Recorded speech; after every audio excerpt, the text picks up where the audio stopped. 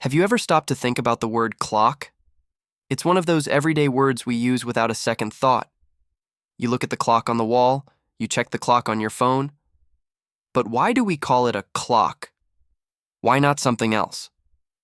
The answer is actually pretty surprising and takes us on a fascinating journey back in time. Long before digital displays, and even before the familiar round faces with hands. So, let's dive into the history of this word. Believe it or not, the story of clock doesn't start with gears and springs, but with the sound of a bell. The word clock can be traced all the way back to the medieval Latin word clocca, and which simply meant a bell. That's right, a bell. This might seem strange to us now. What does a bell have to do with telling time? Well, in medieval Europe, bells were the original timekeepers for the public. They rang out from church towers and monasteries, marking the hours for prayer, work, and community life. The Latin word cloca traveled into Old French as cloak, still meaning bell. Then, around the 14th century, it crossed the Channel into Middle English, where it became clock. At first, this English clock also just meant a bell. But something big was happening in the world of technology that would change the meaning of this word forever. Before mechanical clocks, people had other ways to track time. They used sundials, which were great on a sunny day but useless at night or when it was cloudy.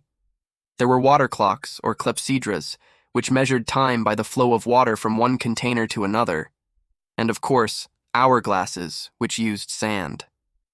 These were all clever devices, but they had their limitations. They were often imprecise, and more importantly, they were silent. They couldn't announce the time to an entire town. This is where monasteries played a crucial role. Monks needed a strict schedule for their daily prayers, which were held at specific times day and night. To keep everyone synchronized, they relied on bells. A designated person, sometimes called a horologian, which means time teller, would watch a sundial or a water clock, and then ring the bell at the correct hour. So, the sound of the bell was directly linked to the act of telling time.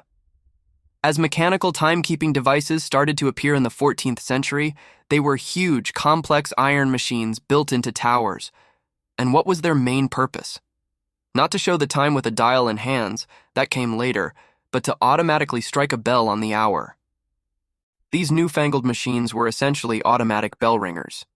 So people started calling this new invention by the name of the thing it controlled, the clock, or the bell.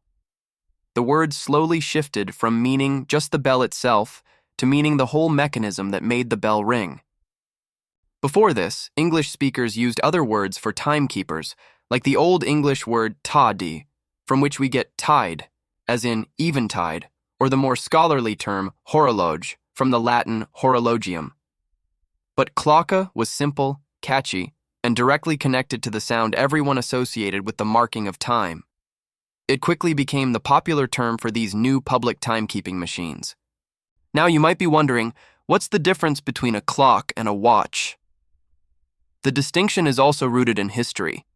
Originally, a clock was a large stationary timekeeper that struck the hours.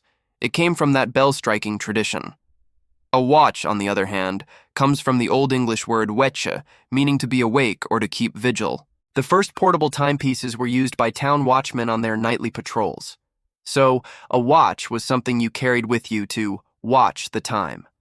The name stuck, and to this day, a clock is generally something stationary, while a watch is something you wear or carry. It's also interesting to see how other languages name their timekeepers. In many Romance languages, like French, Spanish, and Italian, the words for a watch, montre, reloge, and orologio, come from Latin roots meaning to show or to tell the hours, referencing the visual dial. But their words for a large bell tower clock often have a different origin, connected to the bell itself. This shows how that initial connection between bells and public time was a widespread European phenomenon. Our English word clock just happens to be a direct descendant of that bell-ringing heritage. Over the centuries, technology evolved. Clocks got smaller, they gained faces and hands, and eventually many stopped having bells altogether. Think about the digital clock on your microwave or the silent clock on your computer screen. They don't ring any bells, yet we still call them clocks. The word has completely detached from its original meaning of bell. and now refers to any device of any size or type that measures and displays the time. So why did the word clock survive and become so universal even after the bells fell silent? It's a testament to how powerful those first public clocks were. For centuries, the sound of the bell was the heartbeat of community life. It was the sound of order, of routine, and of shared time. The word clock became so deeply embedded in the culture that it outlived its own original meaning. It carried the echo of those medieval bells forward through time, right into our digital age. So, the next time you glance at a clock, remember its hidden history. You're not just looking at a device that tells you the time, you're looking at the descendant of a medieval bell. The simple word clock is a tiny piece of history, a reminder of a time when the passing of the hours was announced not by a silent digital display, but by the powerful resonant clang of a klocka echoing across the town square. It's a word with centuries of echoes, all wrapped up in 5 little letters.